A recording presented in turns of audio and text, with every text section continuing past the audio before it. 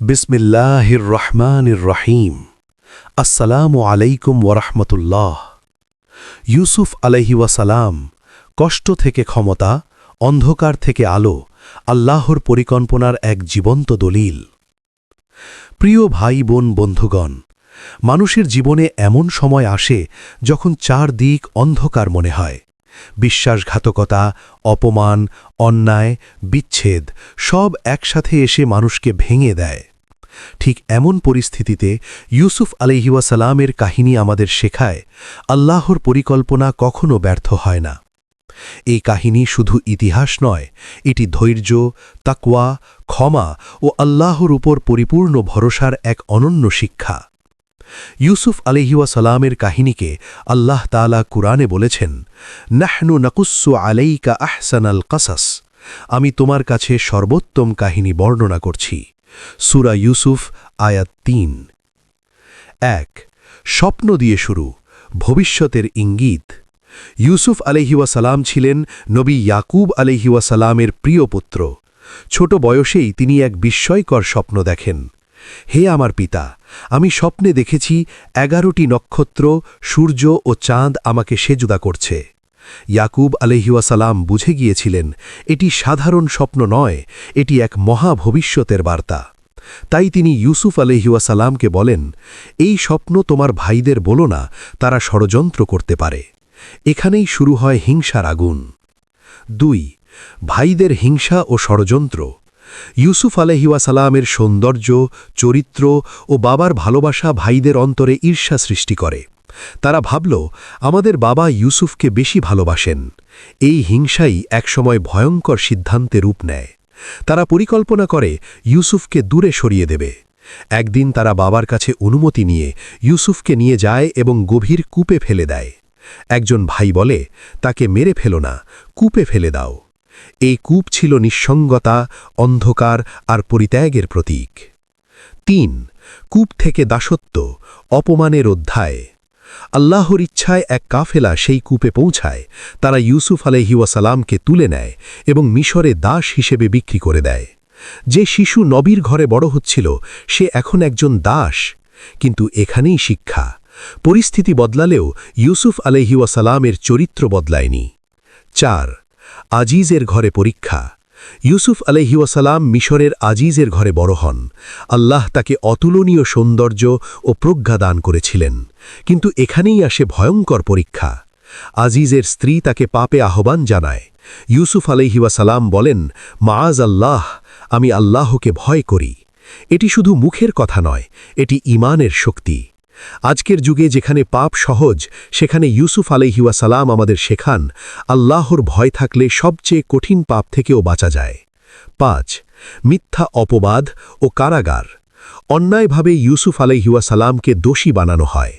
সত্য জানা সত্ত্বেও সমাজ তাকে কারাগারে পাঠায়। তিনি নির্দোষ হয়েও বন্দী হলেন। এখানে একটি বড় শিক্ষা, সব সময় সত্যের জয় সঙ্গে সঙ্গে আসে না। ৬। কারাগারেও দাওয়া। কারাগারেও ইউসুফ আলাইহি ওয়াসাল্লাম আল্লাহকে ভুলে যাননি। তিনি কয়েদীদের স্বপ্নের ব্যাখ্যা করেন এবং তাওহীদের দাওয়া দেন। তিনি বলেন, অনেক উপাস্য ভালো না এক আল্লাহ?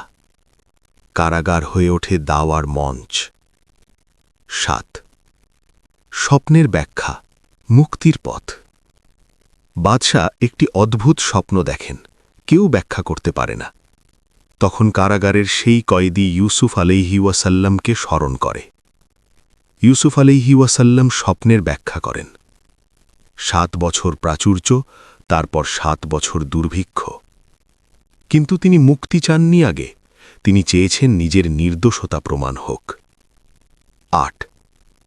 কারাগার থেকে মসনদে। সত্য প্রকাশিত হয়। বাদশাহ ইউসুফ আলাইহি ওয়াসাল্লামকে সম্মানের সাথে মুক্ত করেন এবং দায়িত্ব দেন মিশরের কোষাধ্যক্ষ। একসময়ের দাস, একসময়ের কয়েদি, আজ দেশের দায়িত্বশীল নেতা। এটাই আল্লাহর পরিকল্পনা। ৯। ভাইদের সাথে পুনর্মিলন। দুর্ভিক্ষের সময় ভাইরা সাহায্য চাইতে মিশরে আসে। তারা ইউসুফ আলাইহি ওয়াসাল্লামকে চিনতে পারেনি। অবশেষে পরিচয় প্রকাশ হলে তারা ভয়ে কাঁপতে থাকে। কিন্তু ইউসুফ আলাইহি ওয়াসাল্লাম বলেন, আজ তোমাদের কোনো ভর্ৎসনা নেই, আল্লাহ তোমাদের ক্ষমা করুন। এটি ক্ষমার সর্বোচ্চ উদাহরণ। 10 স্বপ্নের পূর্ণতা। শেষে ইয়াকুব আলাইহি ওয়াসাল্লাম ও ভাইরা ইউসুফ আলাইহি ওয়াসাল্লামের সামনে সম্মানে নত হন। শৈশবের স্বপ্ন পূর্ণ হয়। বন্ধুগণ, ইউসুফ আলাইহি ওয়াসাল্লাম আমাদের কি শেখান? এই কাহিনী আমাদের শেখায়, কষ্ট মানেই শেষ নয়, চরিত্র হারালে সব হারায়, ধৈর্য কখনো ব্যর্থ হয় না, আল্লাহর পরিকল্পনা নিখুঁত, ক্ষমা মানুষকে উচ্চতায় নেয়। ইউসুফ আলাইহি ওয়াসাল্লামের জীবন প্রমাণ করে, যাকে আল্লাহ তুলে ধরতে চান তাকে কেউ নামাতে পারে না। ইউসুফ আলাইহি ওয়াসাল্লাম ধৈর্য, চরিত্র ও আল্লাহর উপর ভরসার শ্রেষ্ঠ পাঠ। ইউসুফ আলাইহি ওয়াসাল্লামের কাহিনী শুধু একটি ঐতিহাসিক ঘটনা নয়, এটি মানুষের ভেতরের অন্ধকার, নফসের যুদ্ধ, সমাজের অন্যায় এবং আল্লাহর নিখুঁত পরিকল্পনার এক জীবন্ত দলিল। প্রথম পর্বে আমরা তার জীবনের প্রবাহ মাত্রা দেখেছি। এই দ্বিতীয় পর্বে আমরা দেখব এই কাহিনী আমাদের জীবনে কি পরিবর্তন আনতে পারে, কিভাবে কষ্ট, অপমান ও বিলম্ব আল্লাহর রহমত হয়ে ওঠে, কেন আল্লাহ এই কাহিনীকে আহসানুল কাসাস বলেছেন। 1 হিংসা, পরিবারের ভেতরের সবচেয়ে ভয়ঙ্কর ফিতনা। ইউসুফ আলাইহি ওয়াসাল্লামের জীবনের প্রথম বড় পরীক্ষা এসেছিল নিজের পরিবার থেকেই। ভাইদের হিংসা প্রমাণ করে সবচেয়ে গভীর আঘাত অনেক সময় আসে সবচেয়ে কাছের মানুষদের কাছ থেকে। হিংসা এমন এক রোগ যা ভালোবাসাকে ঘৃণায় বদলে দেয়। তিনি নির্দোষ হয়েও বন্দী হলেন। এখানে একটি বড় শিক্ষা, সব সময় সত্যের জয় সঙ্গে সঙ্গে আসে না। 6 কারাগারেও দাওয়া। কারাগারেও ইউসুফ আলাইহি ওয়াসাল্লাম আল্লাহকে ভুলে যাননি। তিনি কয়েদিদের স্বপ্নের ব্যাখ্যা করেন এবং তাওহীদের দাওয়া দেন।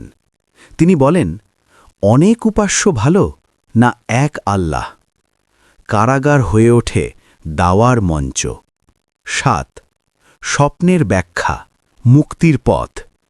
বাদশাহ একটি অদ্ভুত স্বপ্ন দেখেন, কেউ ব্যাখ্যা করতে পারে না। তখন কারাগারের সেই কয়েদি ইউসুফ আলাইহি ওয়াসাল্লামকে স্মরণ করে। ইউসুফ আলাইহি ওয়াসাল্লাম স্বপ্নের ব্যাখ্যা করেন।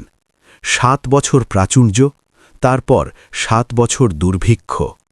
কিন্তু তিনি মুক্তি চাননি আগে, তিনি চেয়েছেন নিজের নির্দোষতা প্রমাণ হোক। 8 কারাগার থেকে মসনদে। সত্য প্রকাশিত হয়।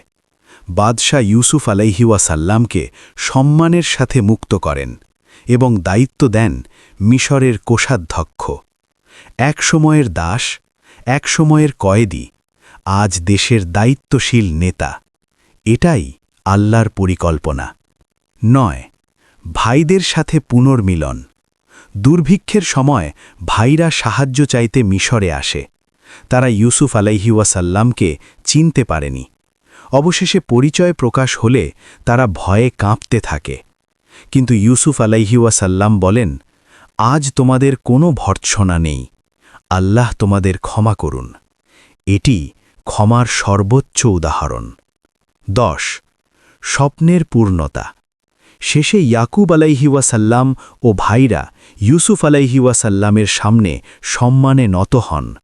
শৈশবের স্বপ্ন পূর্ণ হয়। বন্ধুগণ, ইউসুফ আলাইহি ওয়াসাল্লাম আমাদের কি শেখান? এই কাহিনী আমাদের শেখায়, কষ্ট মানেই শেষ নয়, চরিত্র হারালে সব হারায়, ধৈর্য কখনো ব্যর্থ হয় না, আল্লাহর পরিকল্পনা নিখুঁত, ক্ষমা মানুষকে উচ্চতায় নেয়। ইউসুফ আলাইহি ওয়াসাল্লামের জীবন প্রমাণ করে, যাকে আল্লাহ তুলে ধরতে চান তাকে কেউ নামাতে পারে না। ইউসুফ আলাইহি ওয়াসাল্লাম ধৈর্য, চরিত্র ও আল্লাহর উপর ভরসার শ্রেষ্ঠ পাঠ। ইউসুফ আলাইহি ওয়াসাল্লামের কাহিনী শুধু একটি ঐতিহাসিক ঘটনা নয়, এটি মানুষের ভেতরের অন্ধকার, নফসের যুদ্ধ, সমাজের অন্যায় এবং আল্লাহর নিখুঁত পরিকল্পনার এক জীবন্ত দলিল।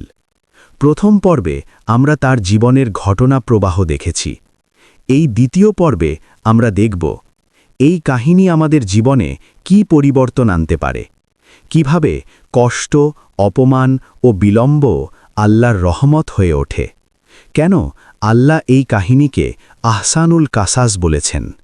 ১. হিংসা, পরিবারের ভেতরের সবচেয়ে ভয়ঙ্কর ফিতনা। ইউসুফ আলাইহি ওয়াসাল্লামের জীবনের প্রথম বড় পরীক্ষা এসেছিল নিজের পরিবার থেকেই। ভাইদের হিংসা প্রমাণ করে সবচেয়ে গভীর আঘাত অনেক সময় আসে সবচেয়ে কাছের মানুষদের কাছ থেকে। হিংসা এমন এক রোগ যা ভালোবাসাকে ঘৃণায় বদলে দেয়। সত্যকে অস্বীকার করতে শেখায়, মানুষকে অন্যায়ের পথে ঠেলে দেয়। কোরআন আমাদের শিক্ষা দেয়, হিংসুক তখনই ক্ষতিগ্রস্ত হয় যখন সে হিংসা করে। শিক্ষা, নিজের নেয়ামত দেখো, অন্যের নেয়ামত নিয়ে জ্বলে ওঠো না, কারণ হিংসা অপরকে নয়, নিজেকেই ধ্বংস করে। ২. কূপ, নিঃসঙ্গতার সময় আল্লাহ সবচেয়ে কাছে থাকেন। যখন ইউসুফ আলাইহি ওয়াসাল্লামকে কূপে ফেলে দেওয়া হয়েছিল, তখন কোনো মানুষ পাশে ছিল না, কোনো সাহায্য ছিল না, ছিল শুধু অন্ধকার ও ভয়। কিন্তু বাস্তবতা হল, যেখানে মানুষ ছেড়ে যায় সেখানেই আল্লাহ দায়িত্ব নেন। অনেকেই আজ বলে, আমি একা, আমাকে কেউ বোঝে না, আমার জীবনে আলো নেই। ইউসুফ আলাইহি ওয়াসাল্লামের কূপ আমাদের শেখায়, একাকিত্ব মানেই পরিত্যক্ত নও, আল্লাহর পরিকল্পনা নীরবে কাজ করে। ৩. দাসত্ব থেকেও সম্মানিত হওয়া যায়। ইউসুফ আলাইহি ওয়াসাল্লাম দাস হিসেবে বিক্রি হয়েছিলেন। সমাজের চোখে তিনি ছিলেন মূল্যহীন, অধিকারহীন, পরিচয়হীন, কিন্তু আল্লাহ তার ভেতরের চরিত্রকে দাস হতে দেননি। এখানে একটি গভীর শিক্ষা আছে, পরিস্থিতি তোমাকে ছোট বানালেও চরিত্র তোমাকে মহান রাখতে পারে। আজ অনেকেই বলে, আমি সুযোগ পাইনি, আমার অবস্থান ছোট, কিন্তু ইউসুফ আলাইহি ওয়াসাল্লাম প্রমাণ করেছেন, আল্লাহ সুযোগ তৈরি করেন চরিত্র দেখে, পদ নয়। তাকওয়াই মানুষকে বড় করে। ৪. পবিত্রতা, সবচেয়ে কঠিন জিহাদ। আজিজের স্ত্রীর ফিতনা ছিল ইউসুফ আলাইহি ওয়াসাল্লামের জীবনের সবচেয়ে ভয়ঙ্কর পরীক্ষা, কারণ তিনি যুবক, তিনি একা, দরজা বন্ধ, পাপের সুযোগ সম্পূর্ণ প্রস্তুত। তবুও তিনি বলেছিলেন, মাআযাল্লাহ, আমি আল্লাহর আশ্রয় চাই। এখানে শিক্ষা, আসল তাকওয়া প্রকাশ পায় গোপনে। পাপ থেকে বাঁচা মানেই শুধু নেক কাজ নয়, বরং নফসের বিরুদ্ধে বিজয়। আজকের যুগে যেখানে পাপ সহজ, সেখানে ইউসুফ আলাইহি ওয়াসাল্লাম আমাদের জন্য পবিত্রতার চিরন্তন আদর্শ। ৫. নির্দোষ হয়েও শাস্তি, আল্লাহ কি ভুল করেন? ইউসুফ আলাইহি ওয়াসাল্লাম নির্দোষ হয়েও কারাগারে গেলেন। প্রশ্ন আসে, আল্লাহ কি এটা হতে দিলেন? উত্তর, হ্যাঁ, কিন্তু কল্যাণের জন্য। কারাগার ছিল তার পরিচয়ের পরিবর্তন, তার জ্ঞান প্রকাশের জায়গা, ভবিষ্যৎ নেতৃত্বের প্রশিক্ষণ কেন্দ্র। শিক্ষা, যা তুমি শাস্তি ভাবছ সেটাই হয়তো তোমার প্রস্তুতি। ৬. কষ্টেও দাওয়াহ, এটাই মুমিনের পরিচয়। কারাগারে থেকেও ইউসুফ আলাইহি ওয়াসাল্লাম দাওয়াহ বন্ধ করেননি। তিনি কয়েদিদের স্বপ্ন ব্যাখ্যার আগে তাওহীদের কথা বলেছেন। এখানে শিক্ষা, প্রকৃত মুমিন কখনো নিজের কষ্টকে আল্লাহকে ভুলে যাওয়ার অজুহাত বানায় না। আজ আমরা বলি, সময় ভালো না, মন ভালো না, কিন্তু ইউসুফ আলাইহি ওয়াসাল্লাম শেখান, পরিস্থিতি নয়, নিয়তি ইবাদতের মান ঠিক করে। ৭. ক্ষমতা পাওয়ার আগেই ন্যায় বিচার। বাদশাহ যখন তাকে মুক্ত করতে চাইলেন, ইউসুফ আলাইহি ওয়াসাল্লাম তখন বলেন, আগে সত্য প্রকাশ হোক। তিনি চাইলে সহজেই মুক্তি নিতে পারতেন, কিন্তু তিনি চেয়েছেন সত্যের স্বীকৃতি, চরিত্রের সম্মান। শিক্ষা, ক্ষমতার চেয়েও গুরুত্বপূর্ণ হল ইজ্জত ও ন্যায়। ৮. ক্ষমতা পেয়ে প্রতিশোধ নয়, দায়িত্ব। ইউসুফ আলাইহি ওয়াসাল্লাম যখন মিশরের কোষাধ্যক্ষ হলেন, তিনি প্রতিশোধ নেননি, তিনি অহংকার করেননি, বরং তিনি দায়িত্ব নিলেন মানুষের জন্য। শিক্ষা, আল্লাহ যখন কাউকে ওপরে তোলেন, তখন দেখেন সে কি ক্ষমা করতে পারে, সে কি দায়িত্ব নিতে পারে। ৯. ক্ষমা, সবচেয়ে উঁচু চরিত্র। ভাইদের সামনে দাঁড়িয়ে ইউসুফ আলাইহি ওয়াসাল্লাম বলেছিলেন, আজ তোমাদের কোনো ভর্ৎসনা নেই। এটা সাধারণ ক্ষমা নয়, এটা আল্লাহর জন্য ক্ষমা। শিক্ষা প্রতিশোধ মানুষকে হালকা করে না, ক্ষমা মানুষকে উঁচু করে। 10 আমাদের জীবনে ইউসুফ আলাইহিসসালামের কাহিনী কিভাবে কাজে লাগবে? এই কাহিনী আমাদের শেখায়, কষ্টে ভেঙে পড়ো না, চরিত্র ধরে রাখো, পাপের দরজা বন্ধ করো, ধৈর্য ধরো, আল্লাহর ওপর ভরসা রাখো, ক্ষমা করতে শিখো। যে আল্লাহ ইউসুফ আলাইহিসসালামকে কূপ থেকে সিংহাসনে তুলেছেন, তিনিই তোমার জীবনও বদলাতে সক্ষম। প্রিয় বন্ধু, ইউসুফ আলাইহিসসালামের কাহিনী আমাদের জন্য একটি আয়না। যদি আমরা নিজেদের জীবন এতে মিলিয়ে দেখি, তবে বুঝব আমাদের কষ্টগুলো বৃথা নয়। ইউসুফ আলাইহিসসালাম, তাকদীরের গভীর রহস্য ও আল্লাহর নিখুঁত পরিকল্পনা। মানুষ জীবনে যখন বারবার ভেঙে পড়ে, তখন মনে হয় সব শেষ। কিন্তু ইউসুফ আলাইহিসসালামের জীবন আমাদের শেখায়, শেষ বলে কিছু নেই যদি আল্লাহ সঙ্গে থাকেন। এই কাহিনী একদিনে গড়ে ওঠেনি, এটি ধাপে ধাপে নির্মিত হয়েছে। প্রতিটি কষ্ট ছিল একটি প্রস্তুতি, প্রতিটি বিলম্ব ছিল একটি পরিকল্পনা। 1 তাকদীর, যা দেরিতে আসে তা অকারণে আসে না। ইউসুফ আলাইহিসসালাম ছোটবেলায় স্বপ্ন দেখেছিলেন, কিন্তু সেই স্বপ্ন পূরণ হয়েছে বহু বছর পর। এখানে শিক্ষা, আল্লাহ কখনো ওয়াদা ভঙ্গ করেন না। আল্লাহ সময় নেন, কিন্তু ভুল করেন না। আমরা চাই দ্রুত সফলতা, তাড়াতাড়ি সমাধান, কিন্তু আল্লাহ চান তুমি আগে তৈরি হও, তারপর তুমি পাও। 2 প্রতিটি কষ্ট ছিল একটি ধাপ।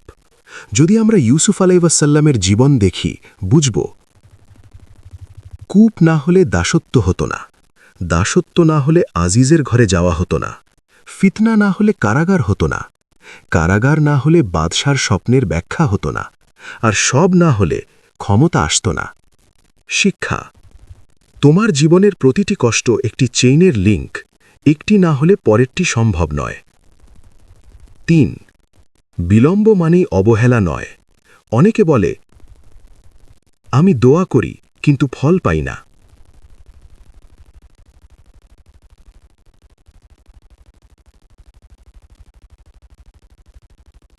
4 ক্ষমা, তাকদীর বোঝার চূড়ান্ত প্রমাণ। ভাইদের ক্ষমা করা ছিল ইউসুফ আলাইহিসসালামের তাকদীর বোঝার সবচেয়ে বড় প্রমাণ। তিনি বলেন, আল্লাহ আমাদের ওপর অনুগ্রহ করেছেন। তিনি বলেননি, তোমরা আমার জীবন নষ্ট করেছ।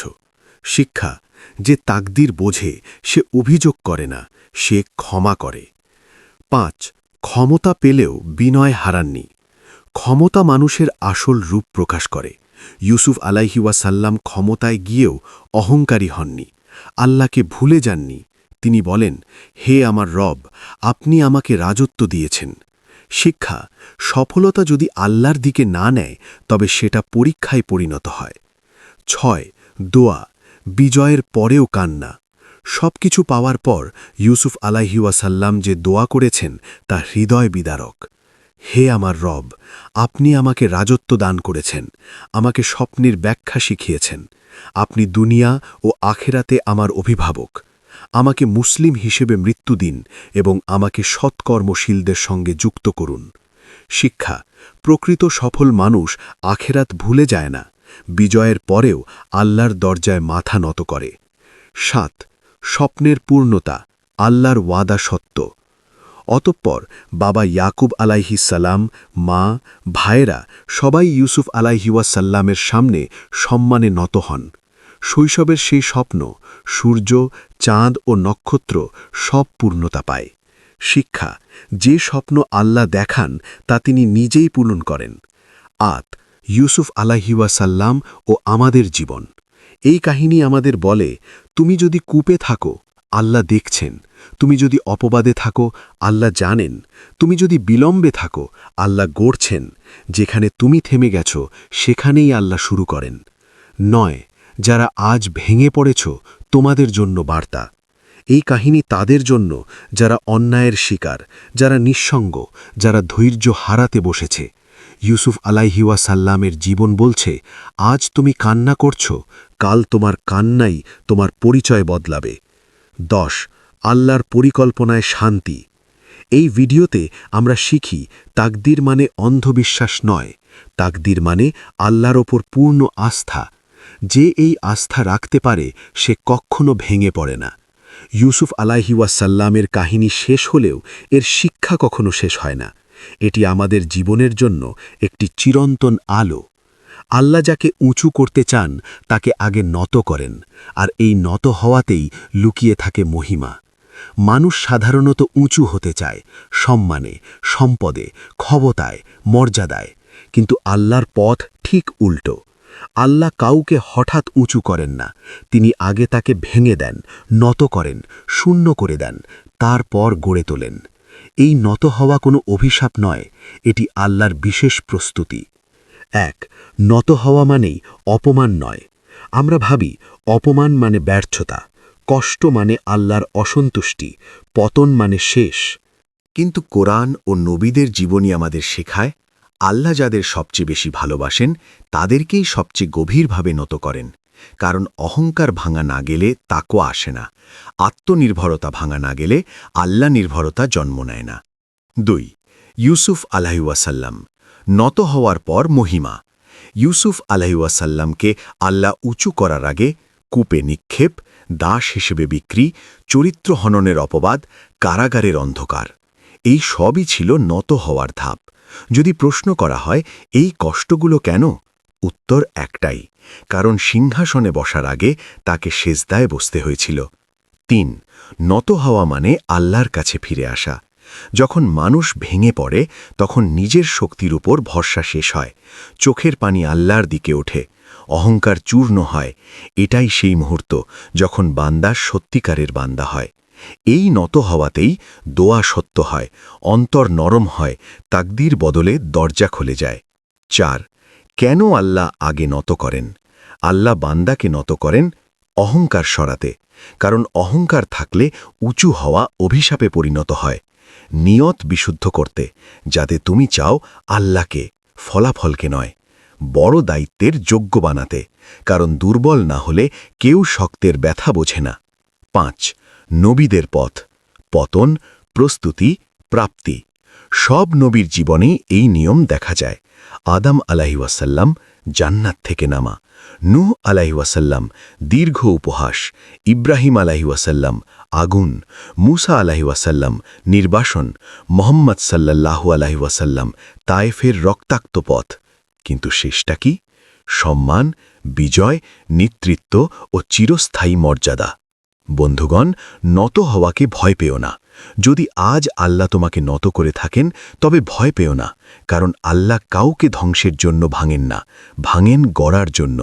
অতএব আল্লাহ যাকে উঁচু করতে চান তাকে আগে নত করেন, আর এই নত হওয়াতেই লুকিয়ে থাকে মহিমা।